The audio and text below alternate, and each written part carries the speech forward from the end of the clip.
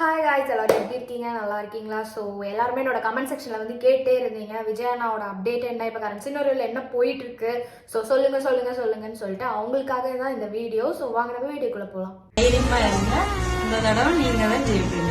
என் பிள்ளைங்க 47 உயிர் போயிருக்கு. அவங்களுக்கோசரம் நாங்க சொல்றது 47 உயிருக்கு சேர்ந்து சொல்றோம். இந்த தடவை அவர் தான் வருவார். இந்த விசாரணை தொடர்பான ஒரு அப்டேட்டை கொடுத்தேன்னா ரொம்ப அதிர்ச்சிகரமான தகவல். கரூர் மாவட்டத்தை சேர்ந்த ஒரு காவல்துறை அதிகாரி தான் சொன்னார். ஒருத்தன் காலையில் 7 மணிக்கு எடப்பாடி பழனிசாமி வர்றாரு. வரும்போது ஒரு பாடி இருக்கக்கூடாதுன்றதுக்காக தான் வேகமாக போஸ்ட்மார்ட்டம். எமோஷனல் மூமெண்டா இருக்கு. ஸோ அந்த சம்மந்தப்பட்டவங்க அந்த இறந்துருப்பாங்கல்ல, அதை கூட வந்து அவங்க நம்ம ஃபேமிலில இருந்து ஒருத்தவங்க இல்லை அப்படின்றது அந்த இந்த ரியலைசேஷன் பண்ணுறதுக்குள்ளேயே வந்து எல்லாம் டக்கு டக்குன்னு நடக்கிறதான் வந்து தாங்கிக்க முடியல.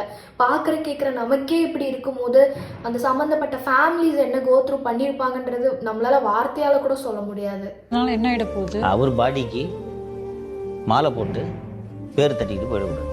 அவர் வரும்போது மாச்சோரியை கூட்டி சுத்தம் பண்ணிருக்கோம். இதுதான் புரியல. இதெல்லாம் ஒரு அரசியலா? இதெல்லாம் வந்து அரசியல் நாலேஜான்னு எனக்கு புரியல. எல்கேஜி படம் மாதிரி தான் இருக்குது. இது வச்சு போஸ்ட்மார்ட்டம் எப்படி பண்ணியிருப்பாங்க தெரியுதா? இப்போ தெரியுதா எத்தனை டேபிள்னு?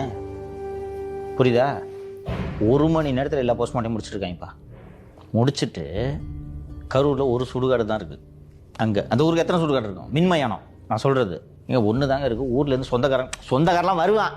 என்ன பண்ண போகிறோம்? சொந்தக்காரன் வந்து இந்தா எரி எங்க என்ன இந்தா 1 லட்ச ரூபா, ஒவ்வொரு தடவை 1 லட்ச ரூபா கொடுத்துருவாங்க திமுக. இது நம்ம ஒரு நார்மலாக வீடியோவாக பார்க்கும் போதே நமக்கு வந்து ஒரு மாதிரி பதப்பதைக்குது. ரியாலிட்டியாக வந்து அவங்க ஃபேஸ் பண்ணியிருக்கிறவங்க வந்து எப்படி இருந்திருக்கும்னு நினச்சி பாருங்க. இறந்து போனவங்களை வச்சு தான் அரசியல் பண்ணுவாங்கன்ற பயத்தினால நீங்கள் வந்து ஒரு விஷயத்த வந்து அவசரமாக போஸ்ட்மார்ட்டம் பண்ணி எரிக்கிறீங்கன்னா நீங்களாம் என்ன மாதிரி ஹியூமன்ஸ்? எனக்கு புரியலை. எனக்கு இதுக்கு என்ன சொல்கிறதே தெரியல. இதை பார்த்தோன்னே அப்படியே ஸ்டக் ஆகிட்டேன். எனக்கு எதுவுமே பேசுறதுக்கு வரல, நம்மளாலே பேச முடியல. இது வந்து அந்த சம்மந்தப்பட்ட அந்த இடத்துல இருந்தவங்களுக்கு எப்படி இருந்திருக்கும்னே எனக்கு புரியல. சிஎம்க்கு அதுதான் பிரச்சனைன்றது எல்லாருக்குமே தெரியும். எழுதி வச்ச தப்பா படிப்பார். பேப்பர் கொடுத்து அனுப்பணும். நேற்று பார்த்தீங்களா? 29/9/2025 அன்று படிச்சாரு.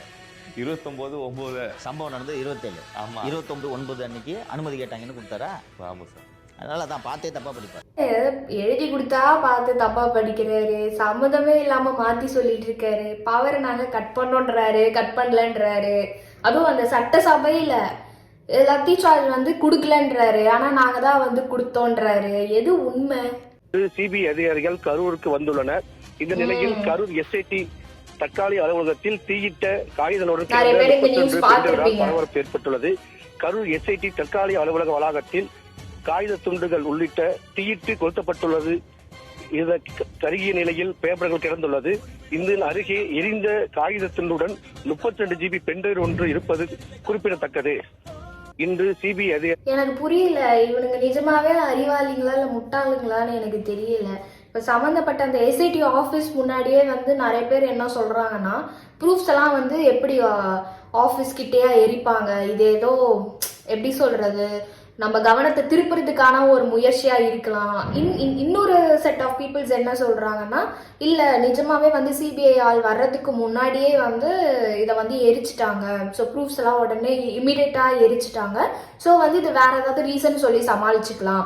இன்னும் எப்படி சொல்கிறது, ஒரு சில பேர் வந்து இதில் தான் அந்த ப்ரூஃப்ஸ் இருக்குது, ஸோ வந்து இதை கண்டிப்பாக அவங்க தான் எரிச்சிருப்பாங்க அப்படின்னு ஷாராக சொல்கிறாங்க.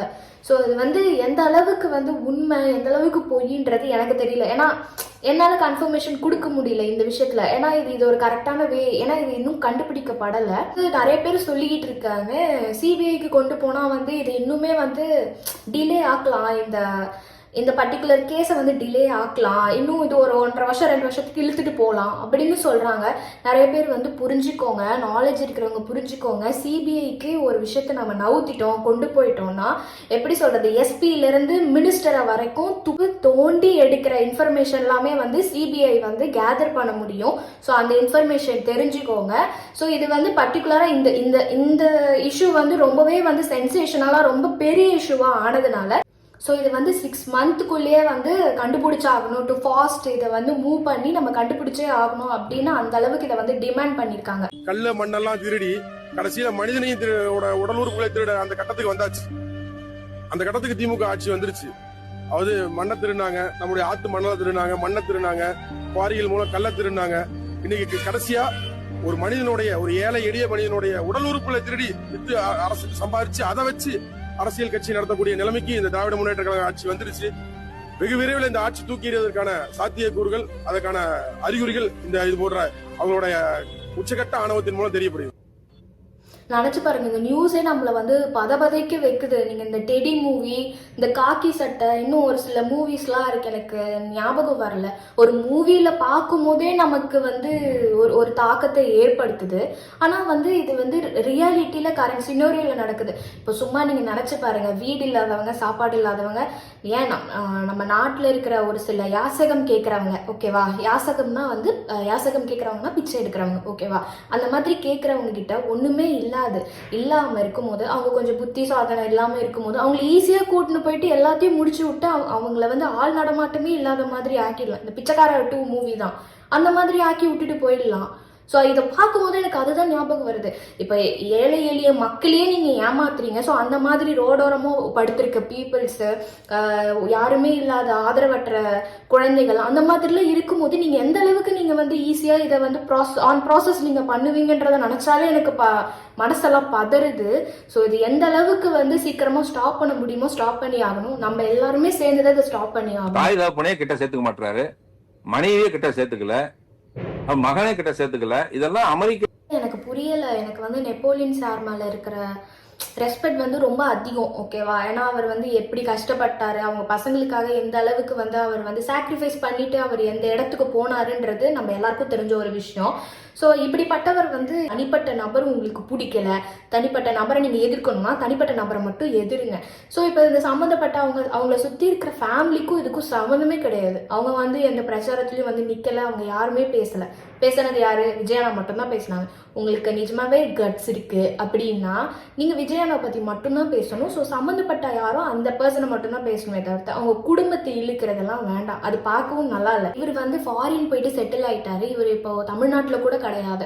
அவங்களோட பசங்களுக்காக சாக்ரிஃபைஸ் பண்ணிட்டு அவர் ஒரு விஷயத்துக்காக அங்கே இருக்காரு. ஸோ அவர் வந்து இந்த தமிழ்நாட்டில் இருக்கிறத பற்றி ஒன்றும் பார்க்க போகிறதும் கிடையாது, கண்டுக்க போகிறதும் கிடையாது. இப்போ இதை பற்றி அரசியல் நாலேஜாக நீங்கள் பேசணும்னா சம்மந்தப்பட்ட அந்த ஆளை பற்றி மட்டும் தான் பேசணும். இப்போ சம்மந்தமே இல்லாமல் உங்கள் குடும்பத்தை பற்றி பேசினா நீங்கள் சும்மா இருப்பீங்களா? அந்த மாதிரி தான். தமிழக வெற்றி கழகம் சார்பில் யாரும் இந்த வருடம் தீபாவளி பண்டிகையை கொண்டாட வேண்டாம் என்று தமிழக வெற்றி கழகத்தின் தலைமை கழகம் சார்பில் அறிவுறுத்தலானது வழங்கப்பட்டிருக்கிறது.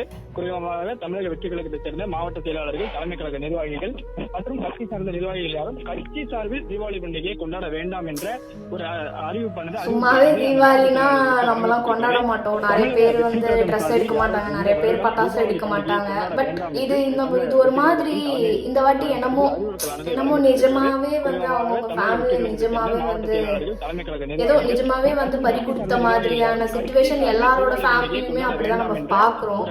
ஸோ எனக்கு தெரியல, என்ன சொல்றதுன்னு தெரியல. நிஜமாவே கொண்டாடணும், இப்பதான் எந்த ஃபெஸ்டிவலும் கொண்டாடணும்னு தோன்றது கிடையாது. இப்ப இந்த மாதிரி விஷயம் நடக்கும்போது சே என்னடா இது வாழ்க்கை, என்னடா இது அப்படின்ற மாதிரிதான் இருக்கு.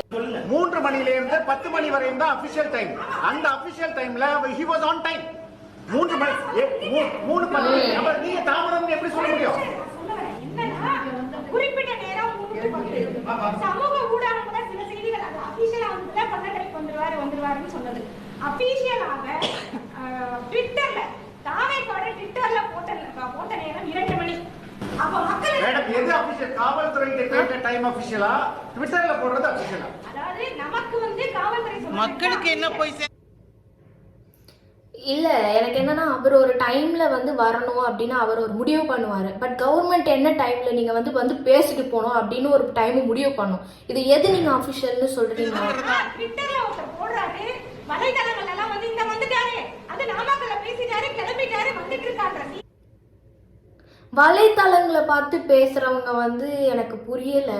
சோஷியல் மீடியாவை பார்த்து பேசுறீங்களா? நியூஸ் சேனலில் போய் பாருங்க. இப்போ ஒவ்வொரு லைவ்லயும் வந்து ஒருத்தர் போட்டுட்டு இருப்பாங்க. ஒவ்வொரு புதிய தலைமுறை, சன் நியூஸ், எல்லா நியூஸ் சேனல்லையும் அன்னைக்கு அதுதான் வந்து ட்ரெண்டிங் நம்பர் 1ல இருக்கும். விஜய் நான் வந்துட்டாரு, இந்த இடத்துல வந்து இறங்கிட்டாரு, திருச்சியில் வந்து இறங்கிட்டாரு, கரூரில் வந்து இறங்கிட்டாரு. அவர் அந்த பஸ்ஸில் வர்றதுலேருந்து இறங்குறதுலேருந்து மேலே ஏறி பேசி முடிச்சுட்டு வீட்டுக்கு கிளம்புற வரைக்கும் எல்லாம் கேமரா வச்சுட்டு பார்த்துட்டு இருப்பாங்க.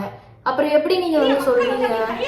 எல்லா தொலைக்காட்சியும் லைவ் போட்டுட்டு இருக்காங்க, எல்லாருக்கும் தெரியும் விஜய் எங்க இருக்காங்க. புரியுதுங்களா மேடம்? இதோட நான் முடிச்சிருக்கேன் என்னோட கேள்வியை மட்டும். இந்த போஸ்ட்மார்ட்டம் பத்தி ஏதாவது கேட்டீங்களா? உங்களுக்கு போஸ்ட்மார்ட்டம் ரிப்போர்ட் கொடுத்துட்டாங்களா? எப்படி இவ்வளவு குயிக்கா வந்து போஸ்ட்மார்ட்டம் பண்ணாங்க? அதற்கான தேவை என்ன இருக்கு? ஏன்டா பச்சை போய் பேசுற, ஓபனா பேசுற? ரிப்போர்ட் பாத்தீங்க, சொன்னீங்க என்ன நடக்குது? பதில் என்ன கேக்குறோமோ அந்த கேள்விக்கு பதில் இல்ல. சுத்தி பவுடர் அடிச்ச மாதிரியே பேசின்னு இருக்காங்க. என்ன சொல்றதுன்னே தெரியல. உங்ககிட்ட போய் மாட்டின்னு சீரழிகிறோம் நம்ம. இதனால் பாதுகாப்பு பணிக்காக அதிகாரிகள் மற்றும் காவலர்கள் என மொத்தம் 606 பேர் ஈடுபடுத்தப்பட்டிருந்தனர். இது இந்த எப்பவுமே இந்த கார்டு ஒன்று போடுவீங்களா, இந்த படத்துல வரதெல்லாம் ஓலே அப்படின்னு, அந்த மாதிரி ஒரு கார்டு ஒன்று போட்டு விட்டுருவோம். இந்த மேட்டர் தாண்டி வெளில வச்சுன்னு வைங்க, நம்மள மாதிரி இன்னசென்ஸ் ஆனவங்க மட்டும் இல்ல சார், பெரிய பெரிய போலீஸ் ஆபீசருங்க, அரசியல்வாதிங்க, வக்கீலுங்க, ஏன் சில ஜட்ஜிங்க வரைக்கும் உள்ள போற மாதிரி ஆயிடும். அதுக்காண்டிதான் சொல்றேன், இந்த கார்டை போட்டு விட்டுருங்க. எப்படி கரெக்டா வந்து எப்படி வடம் இதுக்காகவே எடுப்பீங்களா, இல்ல நீங்க எடுக்கிறதா வந்து சினாரியோவா நடக்குதா அப்படின்றத எனக்கு தெரியல. அப்படியே நடக்குது, எப்படி நடக்குதுன்னே தெரியல. நல்லா வந்து இந்த 4 லேடிஸையும் பார்த்தீங்கன்னா வந்து எப்படின்னா, இந்த வந்து இப்போ ஒரு தெருவுலையும் ஒவ்வொரு பாட்டிங்க இருப்பாங்க, இந்த ஊர்கிழவிகள் அப்படின்னு சொல்லுவாங்க. நான் இவங்கள சொல்ல வரல, பொதுவாக சொல்கிறேன் சரியா? இப்போ வந்து ஒரு ஃபேமிலியில் ஒரு இன்சிடென்ட் நடந்துச்சுன்னா அதை வச்சே வந்து அந்த 4 கிழவிகள் வந்து பேசிப்பாங்க. அந்த மாதிரி இருக்கு. இவங்க வந்து ஒரு குழு மாதிரியே எனக்கு தெரியல.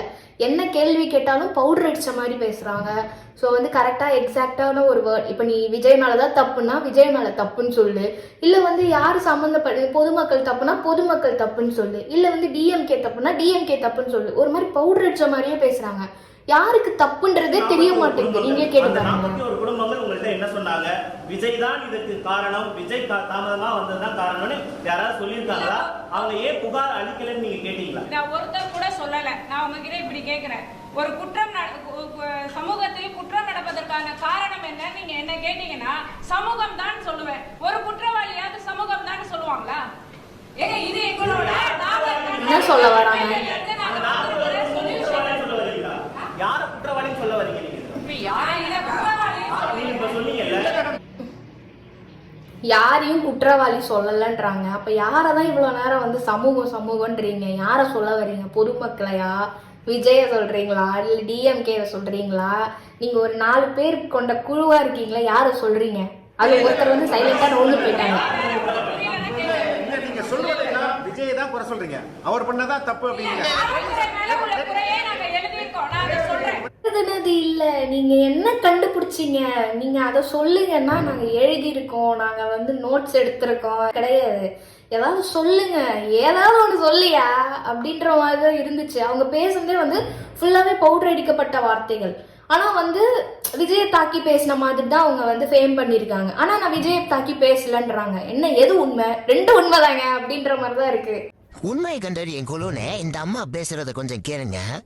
ஒரு அறிவியலித்தனமும் ஒரு பொறுப்பற்றத்தனமும், அது என்ன வார்த்தை சொல்றதுன்னு தெரியல, தன்னுடைய ஒரே நோக்கம் கூட்டத்தை காட்டணுங்கிற அந்த ஒரு வெறியில வந்து இதை செய்யப்பட்டிருக்கோன்றது வந்து நாங்க வந்து வன்மையாக கண்டிக்கிறோம்.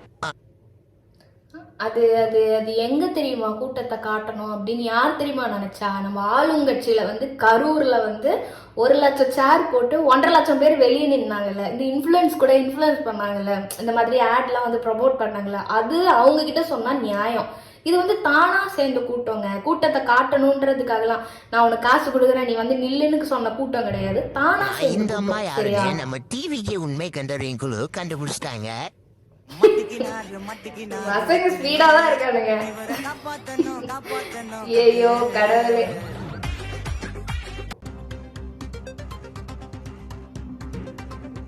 சென்னை KM கார்டன் பகுதியில் மழைநீருடன் கழிவுநீர் தேங்கி இருப்பதால் அதனை கண்டித்து அப்பகுதி மக்கள் போராட்டம் நடத்தி வருகின்றனர்.